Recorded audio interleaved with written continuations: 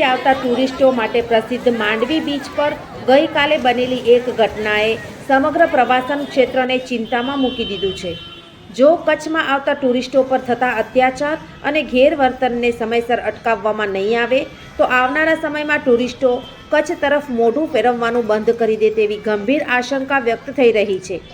પ્રાપ્ત માહિતી મુજબ ગઈકાલે તારીખ 7 જાન્યુઆરીના રોજ બપોર પછીના ભાગે એક ટુરિસ્ટ બસ દ્વારા વિદ્યાર્થીઓ અને શિક્ષકોનો જૂથ કચ્છના વિવિધ પ્રવાસન સ્થળોની મુલાકાત લઈ રહ્યો હતો. પ્રવાસન અંતે આ ટુરિસ્ટ બસ માંડવી બીચ પર પહોંચી હતી, જ્યાં વિદ્યાર્થીઓ કુદરતના સૌંદર્યનો આનંદ માણી રહ્યા હતા અને ફોટોગ્રાફી કરી રહ્યા હતા. આ દરમિયાન માંડવી બીચ પર સ્થાનિક રીતે ચાલતી કાયદેસર તથા ગેરકાયદેસર રાઇડ્સ જેમ કે સ્પોર્ટ બાઇક, ઘોડસવારી, નાની મોટી રાઇડ્સ તેમજ ઘોડસવારી તેમજ ફોટોગ્રાફી બાબતે સ્થાનિક રાઇડ ચલાવનારાઓ અને ઘોડાના માલિકો દ્વારા વિદ્યાર્થીઓ સાથે ઉગ્ર બોલાચાલી કરવામાં આવી હતી.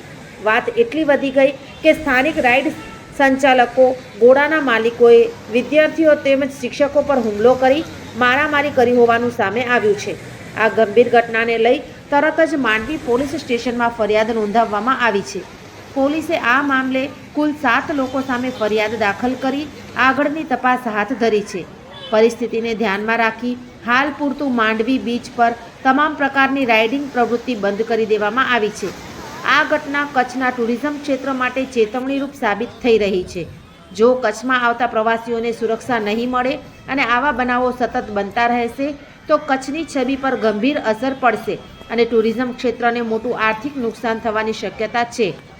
ટુરિસ્ટોની સુરક્ષા, કાયદેસર વ્યવસ્થા અને ગેરકાયદેસર પ્રવૃત્તિઓ પર કડક કાર્યવાહી કરવા તંત્રએ તાત્કાલિક પગલાં લેવાની માંગ ઉઠી રહી છે. હાલ સમગ્ર મામલો પોલીસ તપાસ હેઠળ છે, પરંતુ કચ્છના ટુરિઝમને બચાવવા માટે કડક નિયમ અને અસરકારક અમલ જરૂરી બની ગયો છે. આ બાબતે માંડવી નગરપાલિકાની કાયદેસરની કેટલીક જવાબદારી બને છે તે પણ જોવાનું રહ્યું. આવા દાદાગીરી કરનારા સંચાલકોને લાયસન્સ અપાયું છે કે નહીં તે પણ તપાસ જરૂરી છે. માંડવી પોલીસે 7 લોકોની ધરપકડ કરી હતી અને તેઓ જામીન પર છૂટેલા છે. દર્શક મિત્રો, આજે તારીખ 19 ડિસેમ્બર 2025 આ હતા આજના સમાચાર. આવતીકાલે ફરી મળીશું. ત્યાં સુધી મને રજા આપશો. નમસ્કાર.